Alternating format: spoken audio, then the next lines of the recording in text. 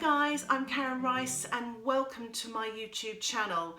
In this video today, I'm going to be showing you how to paint some white flowers without using masking fluid. I'm going to paint a background wash. I'm going to be painting the center of the flowers, some shadows on the flowers, the stems and the leaves. This video is suitable for beginners and for improvers in watercolour painting. I'm going to gently take you through a step-by-step process explaining to you everything I'm doing on the way. It's going to be lovely and simple and fun to do. Hopefully it will inspire you to have a go as well. So without much further ado, shall we get on with it? So I've got a nice outline drawing here and I'm just mixing up a lovely big puddle of cobalt blue. I'm using a size 8 sable round brush. I'm wetting the entire background, trying not to touch the flowers at all so that the paint doesn't bleed on them. I've just loaded my brush and I'm now painting this beautiful cobalt blue colour wet in wet onto the background, leaving some small gaps that can appear to look like clouds. So as you can see, I've got the cutaway picture on the top right hand corner. That's what I'm basing the painting on, and you can get that picture in the link below in my description. If you click on show more, it will take you to the description, and there you can click on the link for that photograph. And if you wanted to, you could print it off and do your own tracing for the flower painting. That would be a nice easy way of doing it. I've just chosen a little section of that photograph. You don't have to wet the background, you can paint it wet on dry, but it's quite nice to get those lovely soft clouds by actually doing a wet on wet background. So as I said earlier, I'm not actually using any masking fluid. I'm carefully painting around these flowers, and a good way of doing this is to wet the background first and paint wet on wet. I feel it only works well for large flowers. If you've got very small flowers, it's much harder to do because it's very fiddly to paint around very small objects or flowers.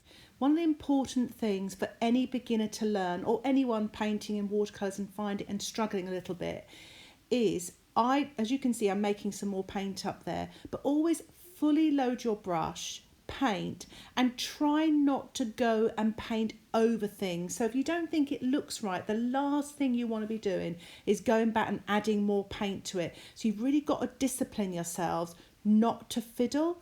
And as you can see here, you can see how the background to that lovely cobalt blue, luminosity of that cobalt blue, it's beautiful. It's showing the texture of that paper.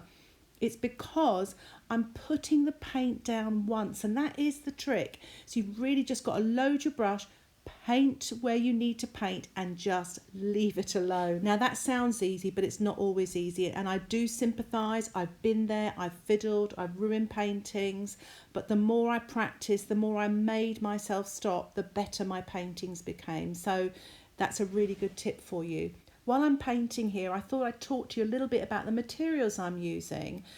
I'll start off with the palette. The palette is just a plastic folding palette, so you can squeeze. I always use tube paint, so you squeeze your tubes out, and when you finish you can just mop up your palette areas, but leave the tube paint squeezed out, fold it up so the air doesn't get at it, and it's actually a good way of saving paint as well, and it's quite economical to buy. So that's my palette. My paints are, what I'm using in this painting is cobalt blue, yellow ochre, touch of yellow, tiny bit of orange, tiny bit of pink, but mainly cobalt blue and yellow ochre. So, and I use lots of different manufacturers' paints, a lot of Winsor & Newton, Daniel Smith watercolours, or M. Graham watercolours. The paper I'm using is a rough paper. It's 300 grams. I've taped it to my board with some framing tape. I use framing tape because it's a little bit more gentle to watercolour paper than masking tape, but that's a personal view of mine. I've got my Waterpot and my reference photos, so I'm all painting away. Here is a lovely little technique for you, is I'm lifting off clouds with a piece of kitchen towel. It really is so effective. You must do this before the paint dries because otherwise the paint won't come off. Now I'm mixing up a little bit of the orange in with some yellow and cobalt blue just to make like a sludgy green for the center of these flowers. A nice close-up view there. I'm just carefully painting around just the edge of that petal there. So I'm mixing up some cobalt blue here, just making it a little bit darker, adding a touch of orange. It really does neutralize the colors. They're two complementary colors. I'm painting wet into wet here, so the colors are fusing in nicely. For the most part of this flower, I'm actually painting wet on dry and then rinsing my brush and just getting some water and just softening that there.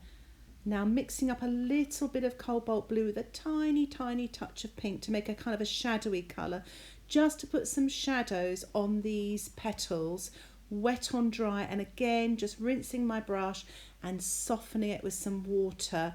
So it's just very delicate, this. I don't want to go too dark and end up with grey petals. So there's a flower behind this main flower, and I've wet the surface first this time, and now I'm adding a kind of a grey blue. So it's mostly cobalt with a touch of the yellow ochre, and because it went out a bit too much there, just always have a piece of kitchen towel or tissue on standby, and if it all bleeds or runs too much, you can always just wipe it off while it's wet. Main colours I'm using are orange, yellow ochre, cobalt blue, and a touch of yellow for all the sort of shadowy colours, and then a little bit of the pink and blue to make that lovely. As you can see here, I'm painting just to make a lovely shadowy colour as well.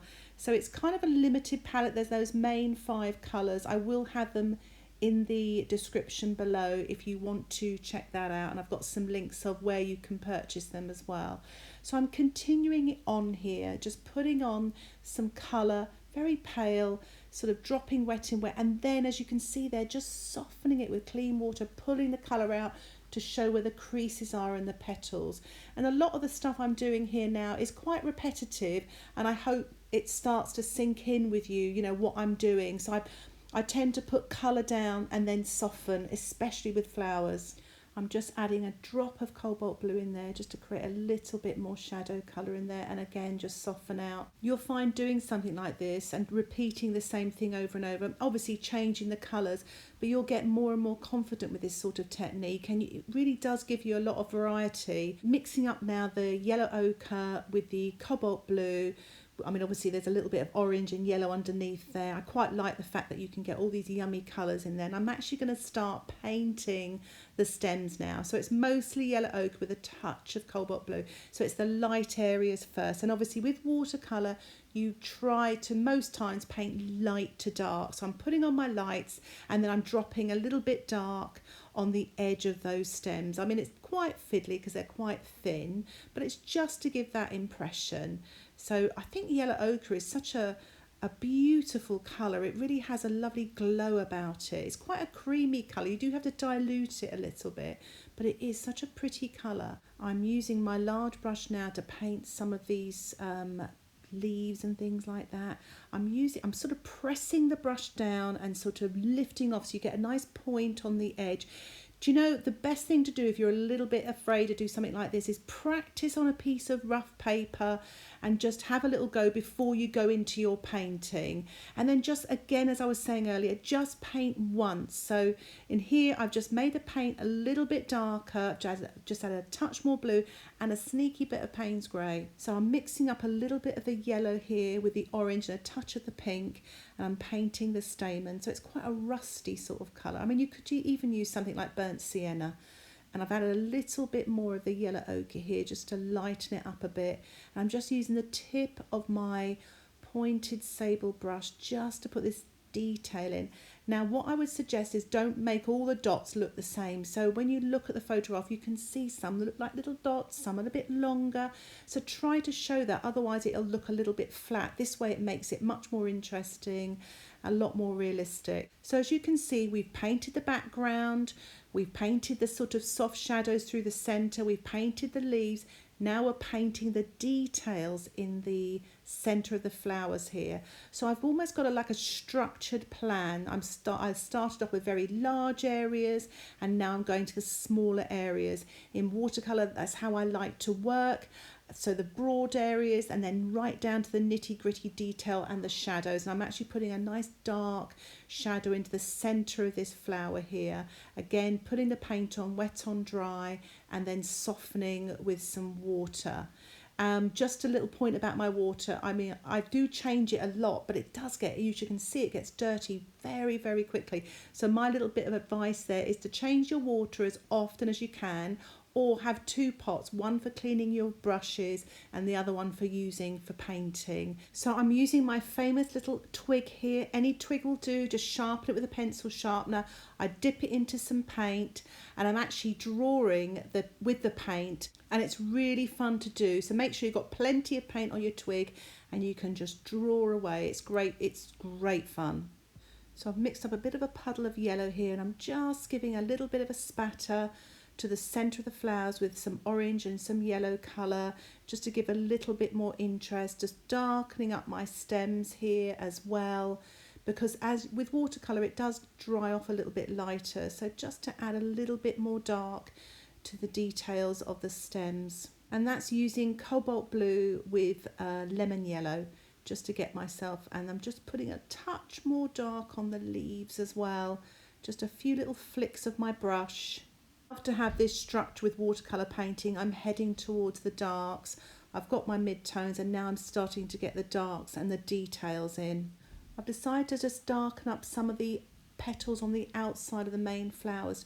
The main reason I'm doing this is to bring out the flowers so that you've got that dark against light, and also on the underside of the flower there. So you can see how I put that dark on there to make the petal on top of it look a lot lighter.